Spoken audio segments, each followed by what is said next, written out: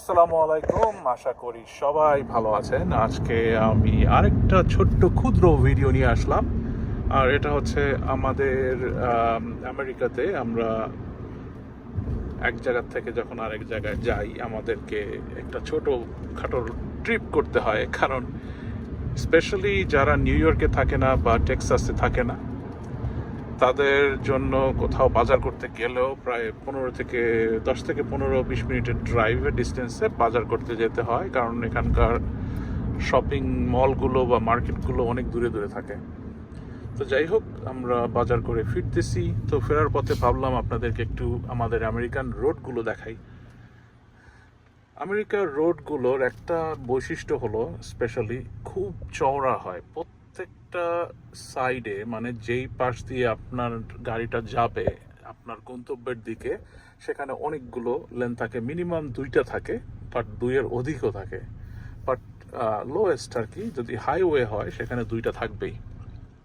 এবং সাথে থাকে এরকম একটা এক্সপ্রেসওয়ে, যেটাতে আপনি টোল দিলে ইউজ করতে পারবেন। কিন্তু সেখানে গেলে আপনাকে কিন্তু আর এই যে সিগন্যালগুলো, এগুলোকে আর পেতে হবে না। মানে আপনি ফ্ললেসলি ড্রাইভ করতে পারবেন এবং এক জায়গা থেকে আরেক জায়গায় গেলে খুব কম সময়ের মধ্যেই যেতে পারবেন।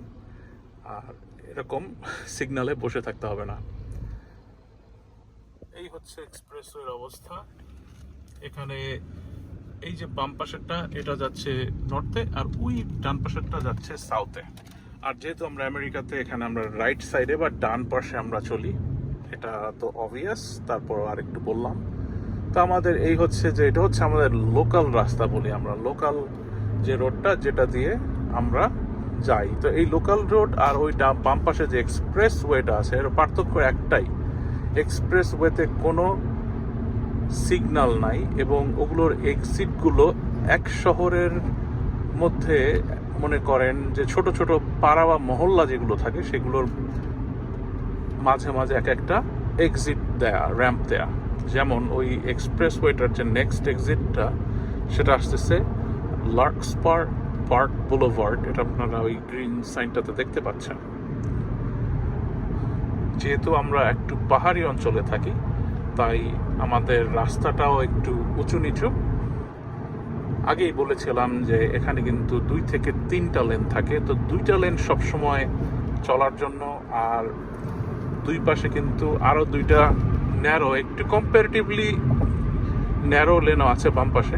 এগুলোকে আমরা সার্ভিস লেন বলি। এগুলোতে মনে করেন যদি গাড়িতে কখনো কোনো সমস্যা হোক, আল্লাহ না করুক, ওখানে আপনারা গাড়ি থামিয়ে আমরা ওখানে ওয়েট করি যদি গাড়িটাকে টো করতে হয়। তো সেফলি থাকার জন্য বাম পাশে যখন চলে না থাকে, তখন ডান দিকে আবার ওই লেনটা চলে যায়। তো একটু আগে বলতেছিলাম যে আমাদের এই লোকাল লেনগুলোতে কিন্তু প্রচণ্ড রকমের সিগন্যাল বাতি থাকে, আর এগুলো অত্যন্ত বিরক্তকর, কিন্তু কিছুই করার নাই। এই হচ্ছে একটা সিগন্যাল লাইট এখানে। মনে করেন এই যে যারা আসতেছে, এই যে লার্কস্পারের কথাটা বললাম, বাম দিকে সেই লার্কস্পার মহল্লাটা, ডান দিকেও আছে। তো ওই যে এক্সিটটা নিয়ে তারা এখানে ঢুকে গেল। কিন্তু আরও যায় এই এক্সপ্রেসওয়ে। আমাদের এক্সপ্রেসওয়ে, আমরা যে এলাকাটায় থাকি, সেটা মনে করেন আরও 2টা লাইট পড়ে, আরও 2টা সিগন্যাল পড়বে। তো সামনের রাস্তাতে যত দূরে যাব ততই ক্লিয়ার দেখা যাবে ইনশাল্লাহ। যেহেতু এখন দুপুর 2টা বাজে, সো তেমন একটা ট্রাফিক নাই, খুব হালকা মেজাজে চলবে গাড়ি। আর এখানকার স্পিড লিমিট স্পেশালি হচ্ছে 60 মাইলস পার আওয়ার, কিলোমিটারে না, 60 মাইলস পার আওয়ার। তো 60 মাইলস পার আওয়ার হচ্ছে 100 কিলোমিটার প্রতি ঘন্টায়। তো এটা টপ লিমিট আর কি, স্পিড লিমিট।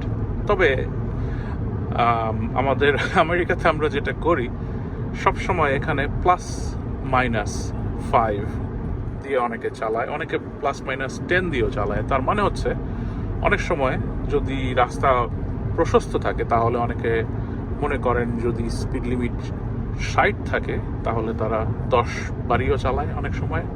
আবার যদি রাস্তা প্রশস্ত কম হয়, তাহলে অনেক সময় +5 বা 65-এও চালায়। যদিও এটা রেকমেন্ডেড না, কোনো রকম সাজেশনও করা যায় না এটা নিয়ে, তারপরেও অনেক সময় এসব স্পিডে চালালে খুব একটা সমস্যা হয় না।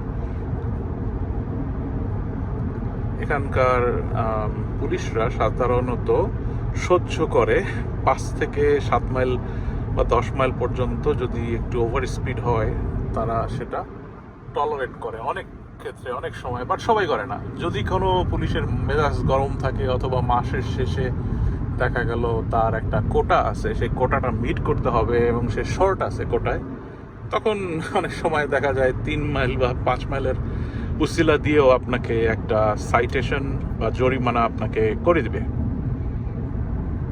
এদিকে আমরা এসে পড়লাম কথা বলতে বলতে আমাদের মহল্লাটাতে, এবং আমরা এখানে এই সিগনালে লেফট টার্ন করব।